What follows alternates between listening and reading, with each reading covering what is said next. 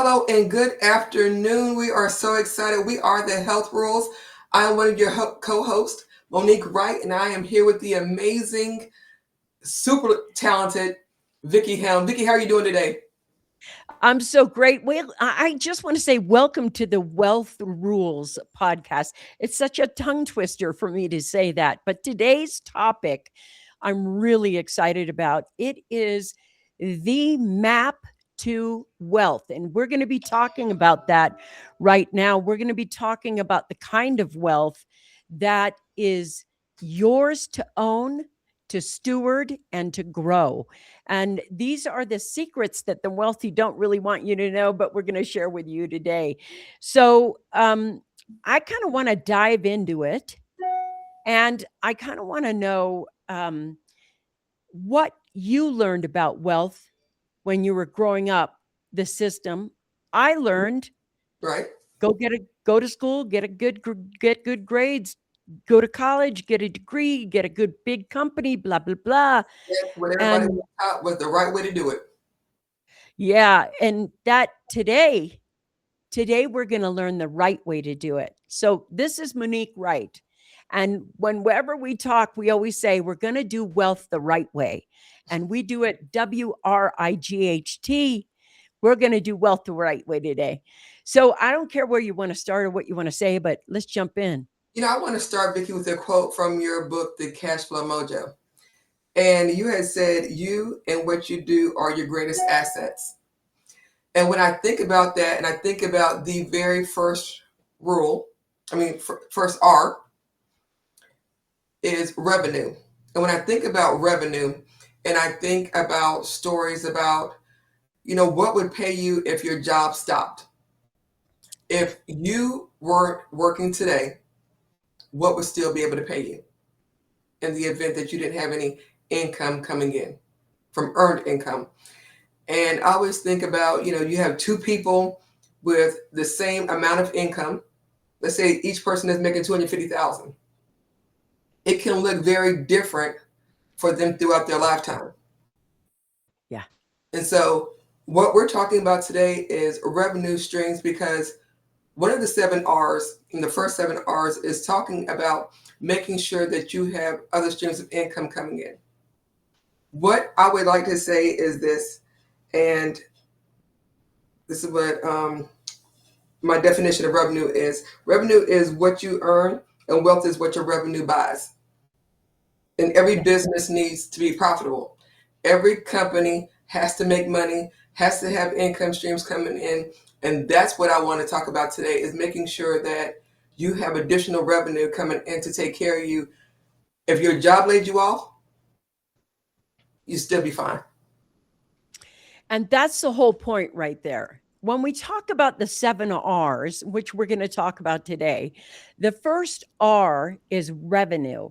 And revenue is so wicked important. And the reason it's wicked important is it's the base to grow all the other 7 R's. Right. And I like what you said. It's like everything has to be profitable. But here's the thing. The reason I like digital wealth versus brick and mortar wealth is because the profit margins are easier to get to. So, Mm-hmm. what do I mean? I write the book once, and I don't have to write the book over and over and over and over and over and over and over for every person that comes in. But if Right. you run a coffee shop, you have to make the cup of coffee over and over and over and over and over and over and over again. And Mm-hmm. that takes your profit margins and it makes it like you'll probably run maybe 30% profit margin. But if you want to get to this 60 to 70 to 80 profit margins, when you write something that sells online that is downloadable and you can be asleep and it sells, the overhead doesn't exist. And thus the margin in that revenue becomes easier to get. So, number one, that is revenue. And so I want to talk about the second R, because the second R has been very, very good to me. And so the second R is royalties. Now, I learned the royalty thing very early. So the first book I wrote had a brick and mortar publisher. And I'm going to give my age away. The first book I wrote is like 1997, 98, somewhere around there. It was when I first wrote the book. So Kindle didn't exist then, and you had to be picked up by a publisher. And I was a new book, so I got picked up by a publisher, and I was getting 35 cents per book that sold.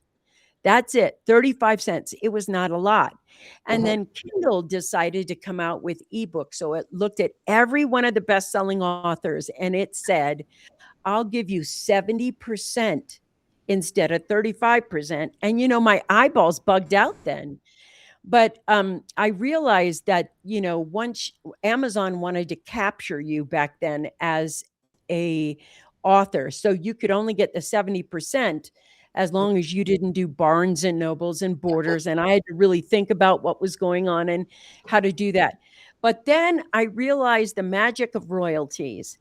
And 70% royalties doesn't seem like it's a lot, but it's double the money. So really, it was a little over $1 a book versus 35 cents, Mhm. or maybe $1.25 per book. And so I started realizing that royalties were this great thing because I wrote the book once, and Mhm. then it's still being, some books are still being sold now. Like some books that you can't find, they're off grid now, and Mhm. they're under my maiden name, not my married name. And so what happens is, over time, I realized that the more I wrote, the more books I had, the more that sold. Mhm. And there is a direct deposit between Amazon into my bank account. And I loved that there was no intermediary called a publishing company. Right. So the money didn't go from here to them, and then I got a slice of the pie. Mhm. It went directly from them to me. And I love that. If you know our equation, we're like cash flow veins all the way. Yes. Royalties are one of the most fantastic things that you can have. And to me, they are a blessing that you can take advantage of in several ways when you make royalties. I know that songs and music Yes. have I that. was just about to say that. Oh, good. Dolly What were Parton you going to said, say? Dolly Parton said in her older age, her songs were going to take care of her.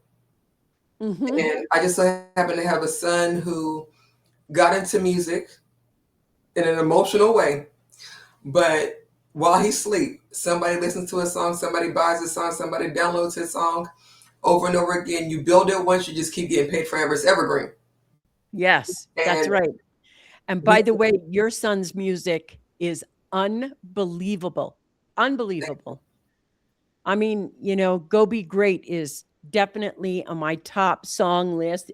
When I need to be mentally shifted, I put that on. I can dance and, do all the things. I love that song.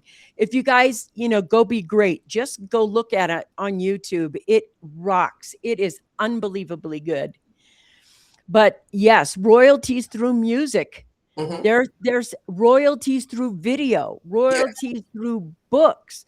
Mhm. Find your royalty vein and do it. That's so good. Thank you for that. And now they have royalties concerning younger people and athletes in sports. So Interesting. Say more. if they use your image, let's say a Yeah. billboard or a commercial, whatever, then you can get paid not just that one time upfront fee, but every time they recycle your image, wherever they may use that picture for 20 different ads. You went in there, you went into the photography studio, got your picture taken, and they'll recycle it, and you can keep getting paid over and over again. Yeah, just do it See, one time and keep getting paid. I love that. I know, me too. Royalties rock. You should always have a plan to have royalties. Now, what we're giving you in the 7 R's is all built in your business plan. Mhm. Now, it's like, here's how we get revenues. Here's how we get royalties. And what's the next R? The third R is reputation. Yeah, And I love reputation because your reputation will precede you before you even enter the room. that's right. your character, who you are, what you stand for, they can perceive that way before you even get in the Mhm. room. They understand exactly who you are. And a good reputation, a good name is to be had. So whenever I think about reputation and what you're saying, what are you building and why? Yeah. And who are you willing to hurt to get there? Yeah. Yeah. I see what you're saying. And also, reputation for me is a brand. It's Hmm. like when people look at your brand. So, my reputation for how I write my books is different than the reputation J.K. Rowling has to write her books. I write nonfiction. She kind of writes nonfiction, but she does it in a very, very cool fiction way.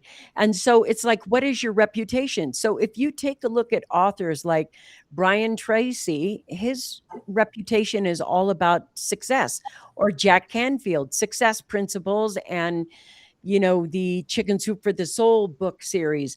The, people have reputations. And the thing is, we don't think we need to grow them, but growing a reputation is a plan. Yes. And what Monique said is so important for you to remember. Who are you? And who are you willing to kill to get along to where you are? Who Mhm. are you really? So everybody has that shadow side and everything else. But the thing is, your reputation is so important. I can't remember the name of the book, Mhm. but Oprah Winfrey had an author who came on the show, and he had this book about addiction recovery, Mhm. and it was a pretty popular book. But on the show, he had done a lot of fabricating and lying and everything else, and um she caught that. I can't remember how they caught it, but they caught him over here lying. She brought him back on the show to tell them that he lied by himself. She was protecting her reputation. She knew how Yes. important it Yes. was to build trust. Reputation is the bridge from I don't know you to I trust you with any brand you tell me to buy. Mhm. So reputation is one of the things Oprah built. She did it one show at a time. If you lied, she came back, did I and put him on there and made him admit that he lied to everybody in the audience. Mhm. And I think his book was like on the New York Times bestseller list, or I don't know, but it was something that was it was pretty big. It was a bold lie, and she Wow. put him on her show, and she said over and over again, you're going to tell them the truth.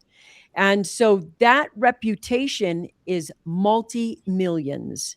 Yes. I know, for instance, with Michael Jordan, you think about him, you think that he's gifted at basketball. He's like the greatest of all time in basketball. But that's not really what his reputation was about. His reputation was he was a shrewd businessman. He got that licensing deal. His Right. shoes right now sell worldwide. And when Yeah. I think about his discipline in his sport, what he played like three sports: golf, baseball, Yeah. basketball. Yeah. But He was very athletic. he was a very intellectual person. Like basketball built his reputation, but his character kept him there. His Shaq. integrity, yes, yes. Whenever you see him, I love how he loves on the kids. Me too. I love that. Everybody loves Shaq. Yes. He's this big teddy bear. And when you see that, you're like, you know what? That's a good guy. That's When you right. can take the time to sign an autograph, I mean, you know how big he is. I mean, his name is Yeah. worldwide too. But when you see him take out the time to say, "Hey, how you doing, kid?" or take all these kids shopping for back to school, like that warms my heart. And I'm like, you know what? Basketball got him there, but his reputation is that's a Mhm. good guy. Even Yeah. the shows where he's like a sports commentator, you're like, what he's saying is true, but it's Mhm. fair. And And so, the thing that's so important is when we talk, you can't fake reputation. Oprah was Oprah when she was a newscaster, and she's still Oprah as own. The values that Oprah and Shaq and all of these big athletes who are nice guys do or have, even one of the things I like about Shaq is they asked him about a divorce he had, and he goes, stop right now. I can tell you that was all my fault. It was all my fault. Mhm. The reason she's gone, and he can admit Mhm. that he made a mistake. So when we talked, we were like, we want to be a beacon of truth, Yes. a beacon of light, a beacon of information. And even though we're starting right now, this is where you build your reputation. Your reputation is built over time, it's not built Mhm. overnight. And in that overtime thing, when you're building your reputation, you have to be spot on with it every single day. So, reputation is an investment that you make over time. Yes. Where you make a product, you can make a product overnight, especially with AI right now. There is no way reputation comes because, oh, you're really pretty or you're really handsome. It doesn't come that way. After a while, you can be a jerk and Mhm. be pretty and handsome, or you can be like Shaq, pretty, handsome, and nice. Now, I know if Shaq was on the show, he'd be like, I'm pretty and handsome and I'm nice. So, I want to make that right there. So, reputation is everything. And you will spend a great portion of your life living your values as your reputation. We And were so, talking. go We were ahead. talking yesterday, Vicki, and you had mentioned something important. You said people will buy trust before they buy a product. Hmm. And it's so true. People will buy who you are and understanding that you resonate with them before they're buying your product. That's right. And right now with AI, right, people can just make products left and right. But if you don't have that trust, if they don't trust your reputation and what you're doing and why, you won't sell it. That's right. That's right. And when we get done with these 7 R's today, you're going to understand one thing.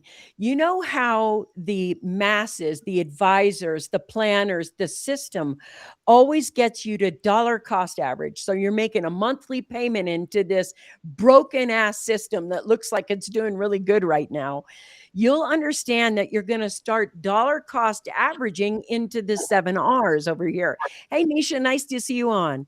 So the 7 R's, when you get over here, you want to make sure, how are you investing in these? You dollar cost average into these 7 things, and they will grow over time. Yes. And this is the point. It's not like only the rich get richer. No, it's that the richer know the system that develops actual wealth that they steward, that they own. Mhm. So in the point that Monique is making, these gentlemen started off in basketball and kept their reputation growing over time.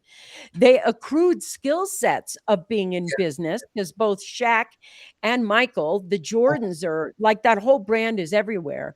Yes. They're definitely skill sets, but their reputation is what you bought. Like, Mhm. you want to go, oh, Shaq owns this restaurant right here. Let's go eat at this place. Mhm. And oh, these are Jordans. You're buying the reputation of the gentlemen that are there. It's $1 trillion Yes. to put deposits into your reputation bucket. So it's like, that is crazy not to take advantage of that. So we've been through the 3 R's. The first 3 are revenue, royalties, reputation. The fourth one is rarities. Yeah. And rarities have also been very, very good to me. So history loves a place. Now I want to talk about rarities. Rarities are antiquities. Mhm. They're certain types of metals like coins and things. They're rarities. They're heirlooms that get handed down to you. And you have to understand the difference between the emotional attachment to it and the rarity position of it. So the study of that is very important. So I want to talk about Jay Leno. Jay Leno has this garage, and in his garage, the rarities are the vehicles he has. Mhm. And he has this car collection that is worth millions and millions of dollars. This is what the wealthy people know. They study rarities in the form of art, Yeah. auto, numismatics, and wine. And they know what to invest in long term. Like, I'm going to tell you, I have a bottle of champagne from France that isn't open from 1978. And the thing about the bottle isn't the product inside right now, because it could be vinegar now, Right. but it's the 1978 label from a very distinguished um, French winery that made this bottle of champagne. And that bottle of champagne was given as a gift in 1978 Mm-hmm. to my mom and dad, Mm-hmm. or my stepdad, when they got married. And they just put that champagne bottle, they were going to open it on their 10th or 20th. Or we're like, we're going to enjoy this later. So they put it there. And then they realized after about the 10th year that suddenly the value of this bottle was, Going so up. they kept it, and they kept that rarity until it's there. Now, I want to let you know, we have to talk about the difference between the emotional thing with it, Yes. Yes. because when I got married, that was the gift from them, that the bottle of champagne that they got at their wedding, I now received at my wedding, which was umpty hundred years later. Mm-hmm. And so I now have an emotional attachment. This is the wine. This is a champagne. One last bottle of it that was at my parents' wedding. Now it's at my wedding. And Mm-hmm. how cool is that? So I couldn't open it because it has emotional attachment. And it does have value on it as well in the rarity, because of the number on the bottle and a couple of other things that I've looked up. So I have that now as a rarity. But where rarities have been very, very good to me, rarities in numismatics has been very good to me. Yeah. I Me I too. have I have been a coin collector since I'm just a geeky girl. And so what ended up happening was, um, I have rarities, and when you have something rare, you have to know how to take care of it. If Yes. you buy it for $10,000 and you don't take care of it properly, The it value. can Yes. devalue. And so, there's a difference between rarity, you think is, well, this was my great grandmother's jewelry and it's gold and it's this and it's that. It has emotional value, but the only value it really has is the value of the gold or the silver in it. Rarities such as coins, like an 1893S, and Mm-hmm. in good shape, you'll understand that these values of that Morgan silver dollar, the values go up and down, and the science behind them in world coins vastly, any kind of rarities. Now, I also want to talk about those people who are like, I got these little figurines and I have the whole collection of figurines. They're not going to sell. No. So, what do the wealthy invest in the rarities section? Mm-hmm. Well, I'm going to tell you, first edition books. Like in the old books, in those old libraries, those first editions, signed editions, things like that, art. And you have to be smart with your art. Just because something says, $500 to $5,000 or $500,000, you have to know what you're doing, because art is its own league and it's a rarity. Like a Yeah. Monet, there's no more Monets coming. The Monets we have are, For and you it. have to know how to take care of them, because if you Mhm. don't take care of them well, they can devalue. So this whole subject of rarities, for me, I love it. And stamp collecting, Mhm. you have to be really good at the stamps and find the really, really old ones, Yes. because the new ones are just for mail. And I want to let you know that those people in Europe, I'm talking to everybody in Europe. I was there. I lived in Europe when we went from when they went from having pounds to the euro. I was Mhm. there when the whole euro, all of it. So what happened normally is that, those 3 to 5 pound coffee cans. Yes. I had Mhm. a friend of mine who had like 5 of them, and inside there was German marks, Mm-hmm. Italian lira, Yes. all the country's money, Mm-hmm. and you had to take all the money together and wrap it up and take it and exchange it for euros. It was a big deal. You went to the bank and counted it out, and then it all was one money, and you got euros. Mm-hmm. And I told my friend, "You should stop. Don't do that."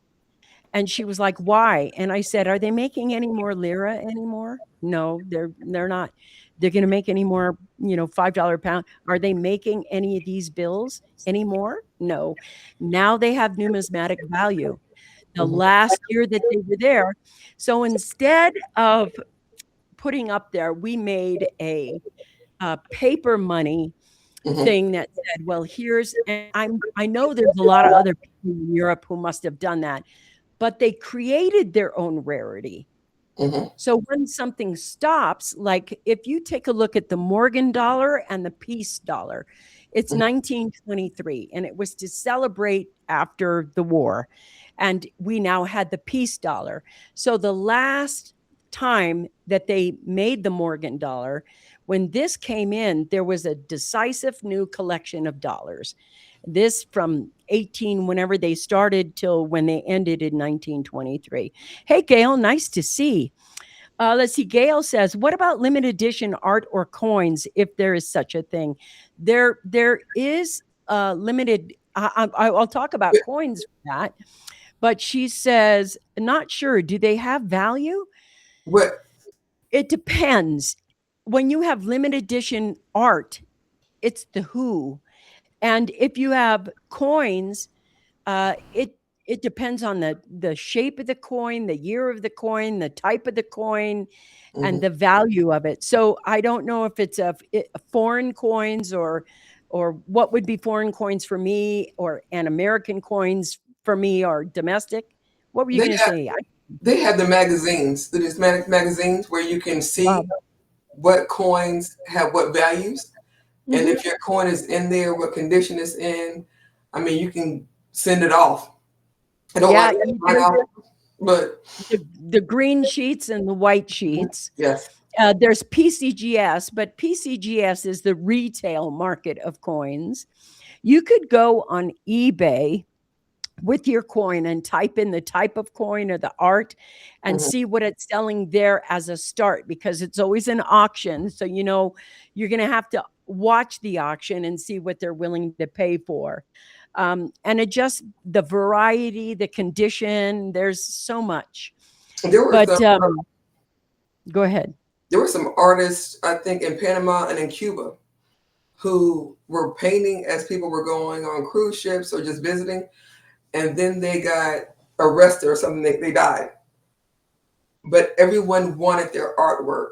It was like a frenzy, like maybe 10 years ago. Everybody wanted their artwork, Yeah. and it made it valuable, even though they weren't known, even though it was basically because of the news and the situation that it was in, the climate, that everybody just kind of wanted one, and it drove the price up. Almost like, when I was a baby, they had Cabbage Patch Kids. Yes, that was all the rage. Oh my It's God. supply and demand. It's like those dogs are the Oh, ugliest God. thing, but my mom bought one and saved it for me. Oh, how And she was sweet. always like, "You can never play with it. Isn't it? You could only look at it." It was on my shelf, and I was like, "What is this? Like, it's ugly. It's Oh ugly." my gosh. You're cracking me up. And I want to admit this to you all now. Gail, I want to say thank you so much as well for putting your question out there, as for us giving you that information as well. But I want to construct this right now. Bless her little heart. She has she has said, when I was a baby, and I remember shopping for a Cabbage Patch Kid for my daughter. Okay. That now now that it's out. So I want to say, Gail, there's so much in the wealth, and I Mhm. specialize in numismatics for banks, and I do private collections only right now. So if it's a U.S. based thing. If it's foreign, I can do it, but it'll take me a few books and a little online searching.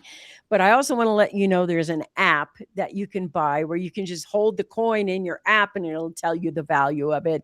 Or you can use the eBay way. But thank you for that question. So let's see. We went through revenues, royalties, reputation, rarities. What's next? Rights. So I love this Oh, I love that. because, control creates more wealth than labor does. Mhm. And sometimes we give away our rights too easy, too quickly. We don't really understand the value of having rights and being able to control the things that we do. And so there's 3 different scenarios that I wrote down. One of them is someone who owns stocks and they receive dividends, someone who owns mineral rights and gets paid when they extract resources. Like, I'm in real estate, so I love, mineral oil and gas. And when you have Me those too. rights, even though when you're in an HOA, that's a whole conversation for another day. You know how I feel Yeah. about that. But and someone who owns intellectual property, their IP, gets paid Yeah. every time it's used, and That's right. licensing and things like that. So just ownership trumps participation. When you own and you're not just a user of it and you have ownership of it, you can just charge and continue to make money off of that. You need to say that again. And I need you guys to listen to what she says. Say that again, because the ownership trumping, say, Participation. that's right. Now, do you guys understand what she's saying? That's the ownership always trumps participation. So ownership trumps participating in dollar cost averaging on anything. That's the whole point of rights. Rights is a form of ownership that says you have control of. So, like, can you sell it? Can you will it? Mm-hmm. Can you, if you can't sell it and you can't will it to your next generation, you're not stewarding it. You don't have ownership. And that's the whole point with rights. Rights are about it's like if you go and you look at a contract and you're not sure what you understand in the rights, you need to ask, what do I own? Mm-hmm. How can I exit this? Yes. And who gets to control what happens to this? So Mm-hmm. it's like you can be voted out of something, then you have no rights.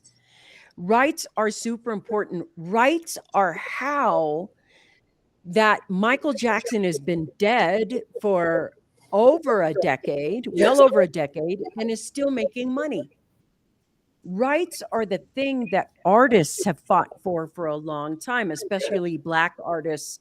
And Prince was big on that. He's like, I need the rights and the copyrights to my music. And you're making money off my work. That's what happens when you don't have rights. And guess what? That's what happens when you have a job. You are dollar cost averaging yourself to a Mm-hmm. job that pays you monthly, and you have no control of when they say we're going to stop. When you get to what you get for benefits, you have no rights when you work a job. The thing about and the reason you need a lifeboat business or you need to Mm-hmm. have a business in the first place is because it is you building rights. And that's one of the most powerful things you can have. And I want to make sure that you got Monique's message. There's a difference between ownership and permission-based living.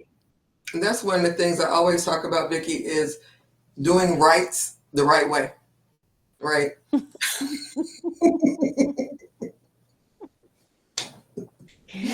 Sorry, I took a drink of that coffee and I'm like, that's true. We do rights the right way. You got to have legal protection. Mm-hmm. You got to be able to make sure that you own and you control. You're not leasing, you're not renting, you're not just participating. You own and you control your rights. And the reason we're talking about this right now is because the world is moving from I'm participating in it and I'm trapped and stuck to I have all these 7 R's. I know what they are. I know how to invest in them. I know what I'm doing with them to build wealth. Hmm. The 6 R is one of my favorites, is resources. Mm-hmm. And one of your greatest resources is being able to have access to things and having access. Like right now, I love that I have access to my own food supply, Yeah.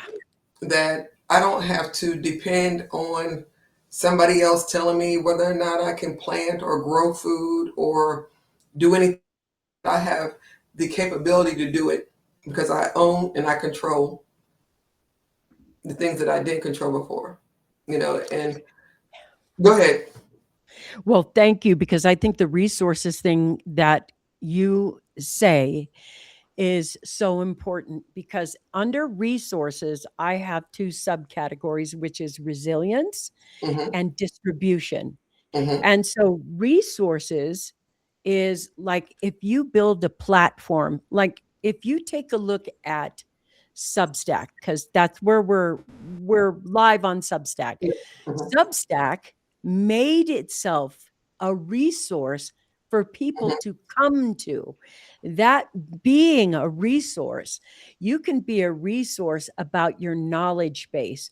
You can be a resource about people that you own or that you know in your ownership circle. Hmm. Then you can be a resource that is a distribution channel. So, for example, in the case of foods, when you buy a farm, you can be the resource for the community and you have a farm stand or farmer's market, Hmm. but you become the distribution channel for food. So, how do you become a resource? So, in our case, we like to be the resource for the information about how people actually really truly build wealth. And in that 7 R's, when you're the resource, like you're the person who has not just the knowledge base but the system. Like Yeah. I Hmm. have the knowledge base, but I can have a business up for you in 30 days with all of these resources running and you investing in them over and over and over and over again. So right now it looks like we're having a podcast show, and we're live. We chose to go live because we didn't want anyone to think that we had any fakery at all. No. We are not that at all. No. And so the thing that we did when we went live is that we're creating a relationship with you where you see us as the resource. Hmm. These people tell the truth about building wealth, or I can live in this permission based wealth I've been living in where it's now a gambling casino. And so, how do the rich get richer? That's what we're telling you about. How the rich get richer. And they do by investing in these 7 R's. They live these Yeah. 7 R's. And one of them is they're the resource. If you're the person who's the resource of something, you have built that. So anytime you build a course online, let's say that you have a way of teaching a something and you build that as a 7 module course, you now are the resource for this particular knowledge base Right. or this particular form of access. So if I have a joint venture and let's say I ask Monique, do you mind if I use your 10,000 email list so I can send an email blast to your people and I'll give you an affiliate commission? Hmm. That right there is Monique becoming the resource. Hmm. Now, Monique's shrewd. So she's saying, well, you pay these people 25% and I want 40% of the deal to give you access to my 10,000. Do you see how then she upped her margin? This is the thing. And in that resource, your reputation is the biggest. And that's why everybody was dying to get in Oprah's book club. That's Hmm. like the dream place to get. My book is on Oprah because in that moment, Oprah is literally, 500,000 books will sell in 1 hour. Yes. Yes. And it's like that type of reputation. She is a resource for anybody else to use. And that's when you take a look at resources, there are also earthly resources, which Yes. is, part of the rights. Do you have water, oil, this, that, and the Mhm. other? And that resource rights you build now. Now, the thing about these 7 R's that I want everyone to know is you don't need money to start. You Right. don't. No. These are all the things that wealthy people build over time that make them billionaires. So, say what you were going to say, sweetie. I like how you said that you don't need money to start. You can have cash, right? Like Mm-hmm. you can have money, and let's say the food resources run out. Well, I have a garden, I have a farm, whatever. So you're going to be able to come to me because our relationship with the farmers. I That's have right. access. I built a community. I have friends now who understand, how the process works, preserving food, pickling, the whole process, Yes, right? The whole process. Cash alone couldn't do that. But me that's right. building the community, having access to them, just learning and being around them, iron sharpens iron. So now I'm learning, I'm building, I'm growing. Now you have to use your cash to access me because I have a community that I'm a part Yeah. of. So I don't have to necessarily have the money as long as I have the access to the community and to the people who do what I need to have done. And that's what I like about you and your family. Like, first off, she has a family of overachievers. It's amazing what they're doing. However, all of them are learning how to make money. They all know how to make money. And the thing about it that I think is so cool is that inside, she's teaching them from little kid era, and she's got young men now, but they all learn these 7 R's, all of them. Her son has a YouTube channel with all his videos and music on it. It's earning royalties from ads on YouTube. It's Mhm. earning reputation. He's an R&B artist, and he's not doing country music that I know of, but his R&B is blow your mind good. But if you look at what they're doing, they're all building resources, they're all building revenue, they're all building royalties. He's got royalties going now. And these are young men, and you understand she's teaching them all. Here's what you do. All you have to do is start now. When you start now, that's how Justin Bieber got to be Justin Bieber. He Right. started on YouTube. Same with Tori Kelly. I mean, come on, all these great artists. Yes. So to me, your resources is a plan that you can build. So for instance, when Monique and I, well, not I, Monique is building an app for us. And she's wicked good at the AI and the app stuff and the coding and all that because she's got boys that are in the 7 R's. They're building resources. So she built us a resource for our app. And the beautiful thing about it was she's right when it says that you do not need to start with thousands of dollars. Now, I want to be really clear here. In the 90s, you need thousands of dollars to start. You did, Mhm. but you don't need that now. And the thing is, what you need is creativity and to understand what the 7 R's are. Because once you understand what and why and how you're building it, all you're doing is making a daily investment into that. So resources is a big one. I really like that we talked about it and that And it came from two places. when I think about resources too, I also think about how easy it is as far as liquidity. Mhm. Mhm. You got to be able to, if you need it, It you can got be fast cash.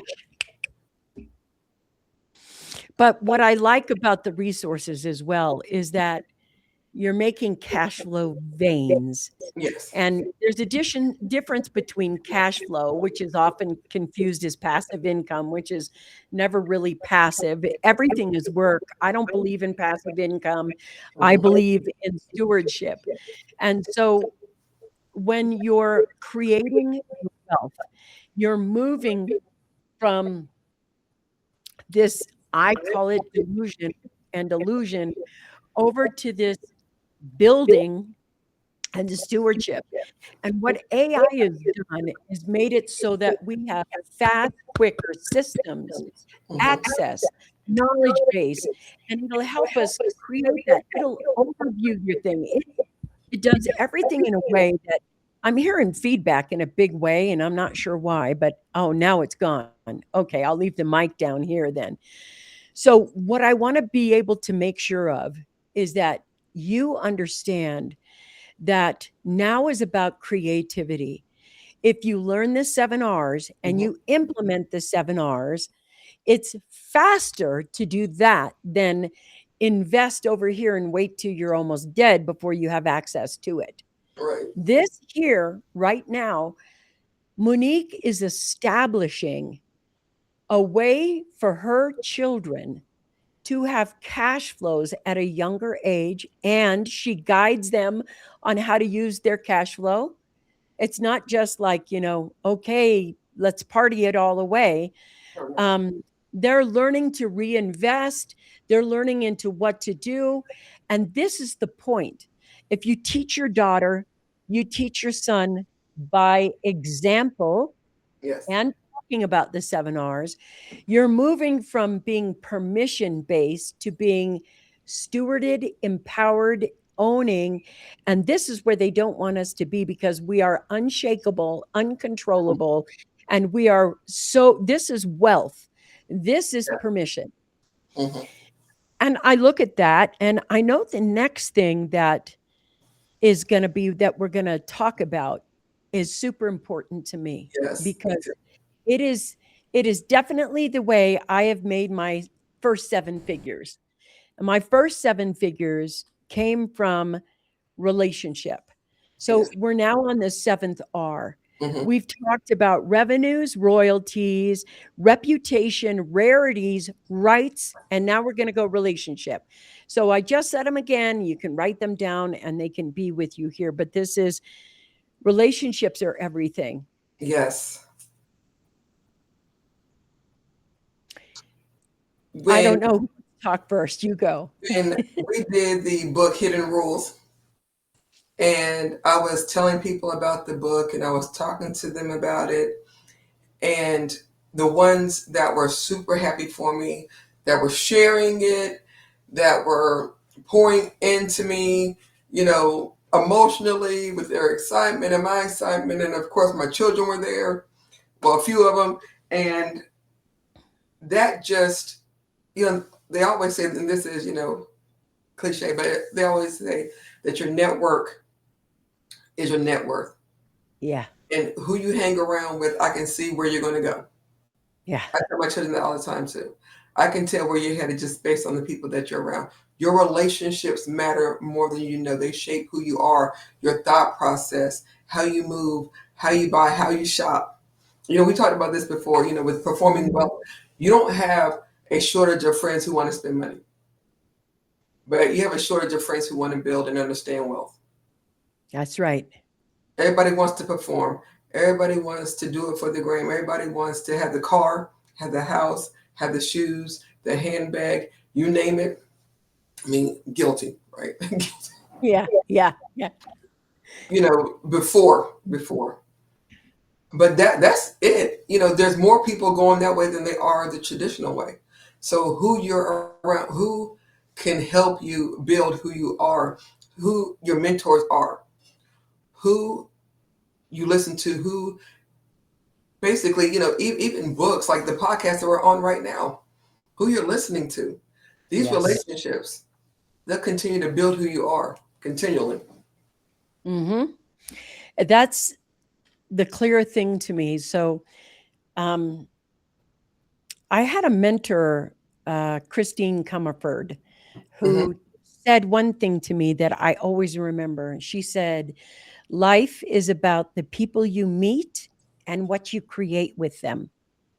Life is about the people you meet and what you create with them. And I sat with that for a long time because you can meet somebody and create a toxic relationship, or you can create a healthy relationship. Hmm. You can meet someone and create, like you go to work at a job and you turn into a people pleaser because that's the relationship of that job.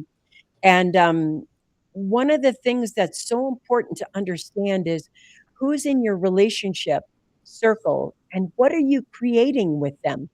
What are you creating with them? What are Hmm. you creating with your husband or your spouse? What are you creating with your children or your family?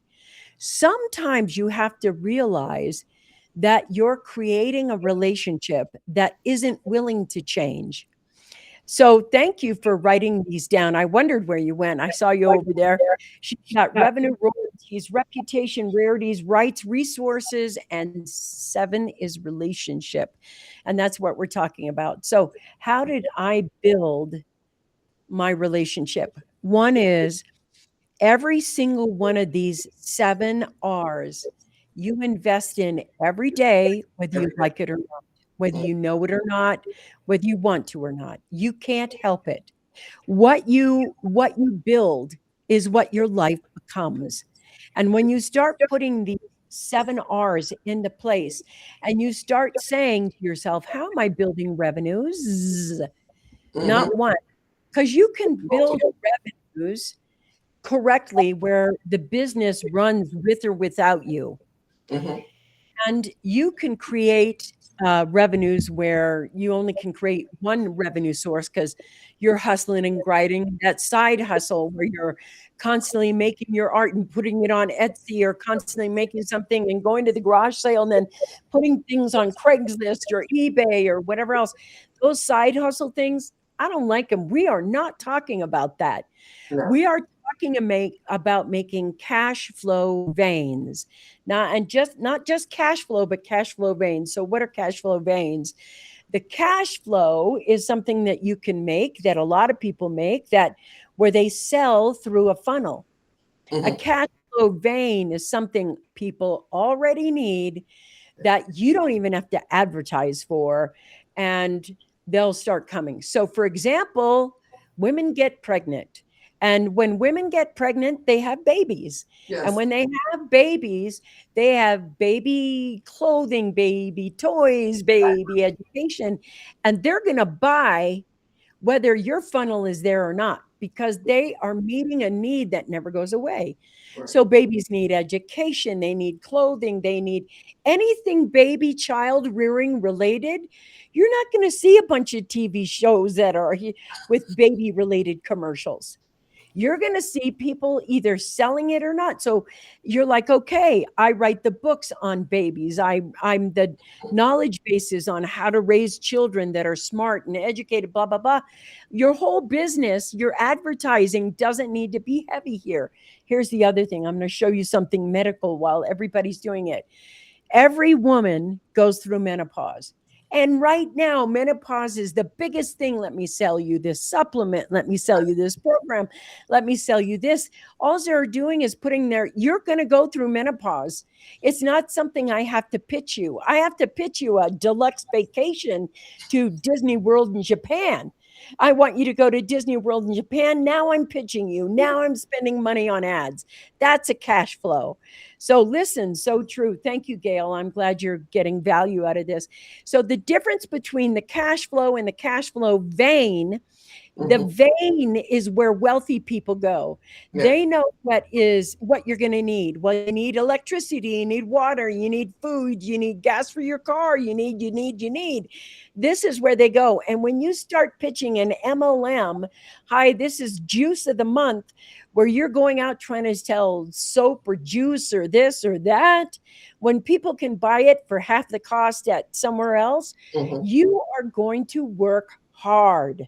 really hard. It is hard to work here. Now, one of the starters of doTERRA. No, doTERRA is the musician. Do doTERRA. It's some smelling thing that's good for you. Oh gosh, I forget the name. Anyway, sorry. But one of the starters of that business lives in the neighborhood I live in. And he knows that when you start an MLM, it's usually the starters that make the money, and everybody that comes after it is just pushed to shove because that one product has to pay 7 people now. Oh And yeah, so it's overpriced, and it's so hard to do that. That's passive income. You don't want passive income. You want a cash flow vein.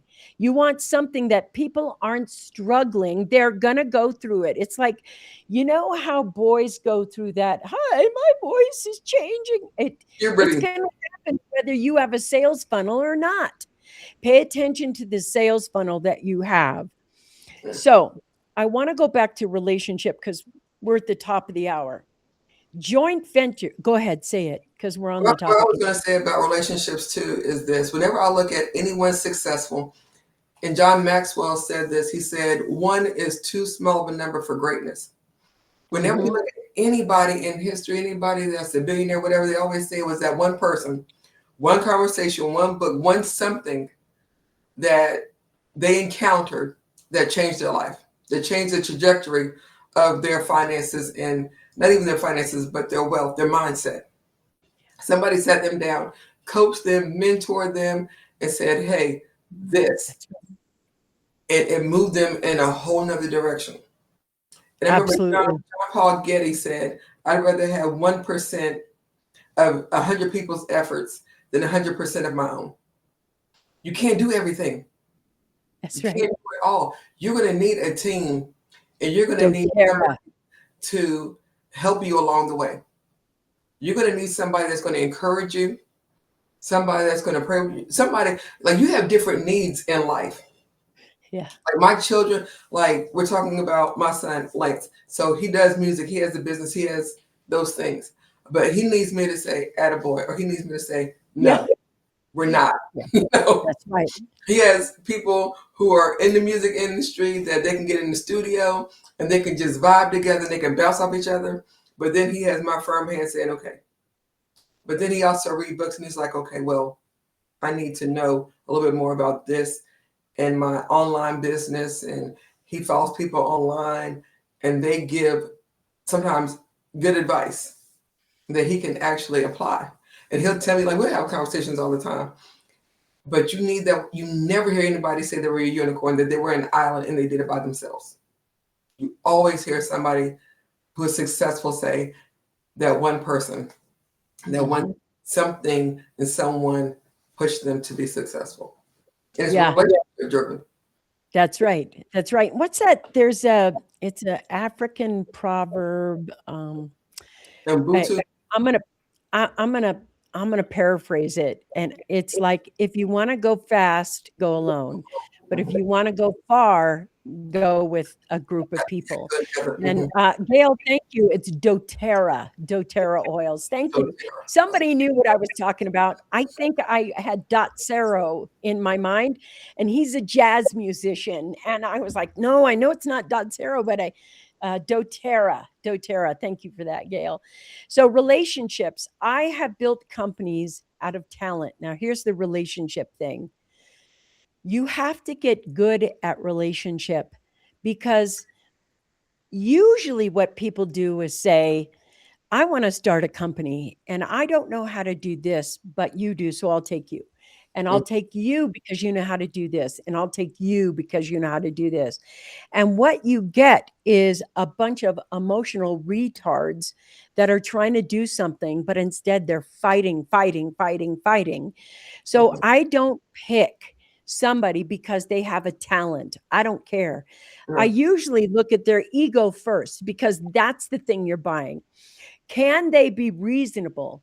Can they drop their ego in a moment and give you the benefit of the doubt? mhm, Do you trust them? Do you know they're not going to stab you in the back and cut you up the back or try to ruin your reputation? I mhm, mean, it is all about emotional resilience and maturity, and you can't hide that.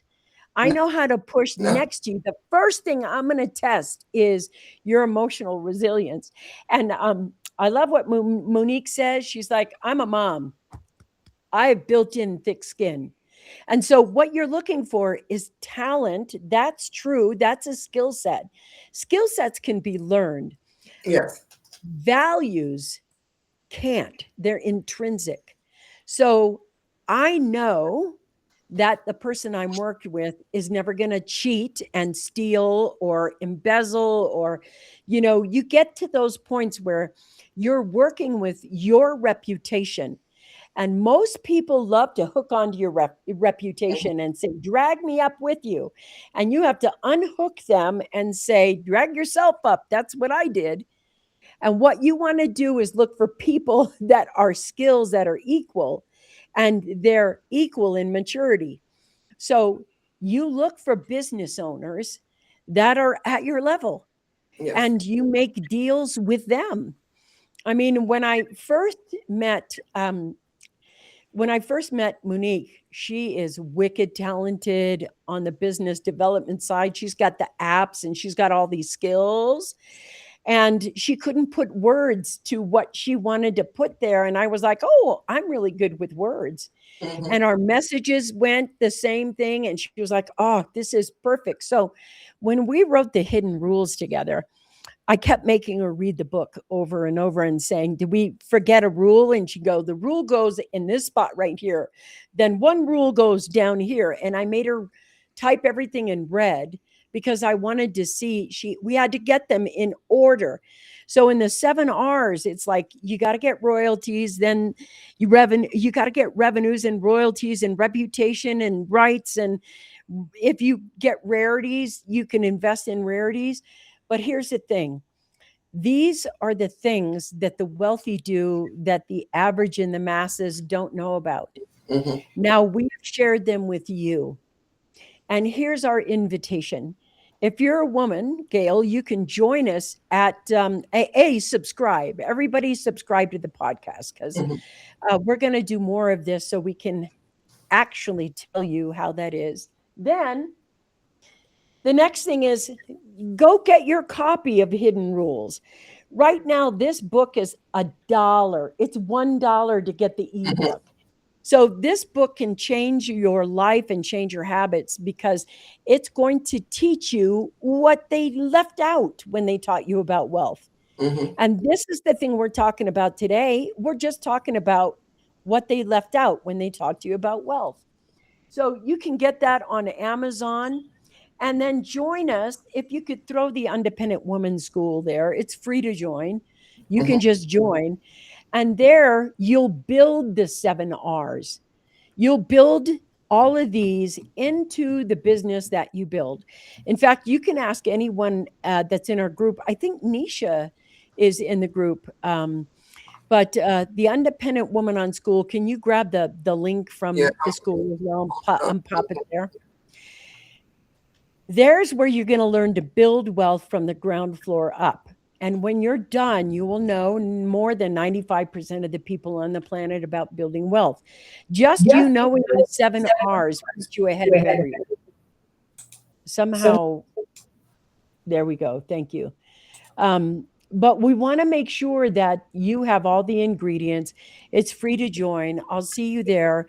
And do me a favor, just take a moment, subscribe to the Thank you. Subscribe to the Independent Woman. Subscribe to the Wealth Rules podcast. And next week, we're going to have another brilliant conversation about wealth rules that they don't teach us. So I kind of want to leave some room for Monique, because, I don't want to talk over her all the time. And I think she'd like to say something to you guys as well before we end the show. I was just going to say, the goal is not to make more income.